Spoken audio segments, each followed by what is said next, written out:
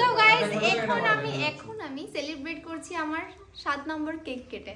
তোমার বোন চলো হ্যাপি বার্থডে বলে তোমার বোনটা happy birthday to you happy birthday to you happy birthday dear Sumi happy birthday to you. ও তো নাকি সারা দিন মানে এইবার জন্মদিনে 6 ওর জন্মদিন বারবার আসুক, ও খুব আনন্দ থাকুক, কেক খাওয়া হবে হচ্ছে আর দেখো সবাই মিলে আমরা সাপোর্ট করব ওকে, তাই তো সবাই মিলে সাপোর্ট করব।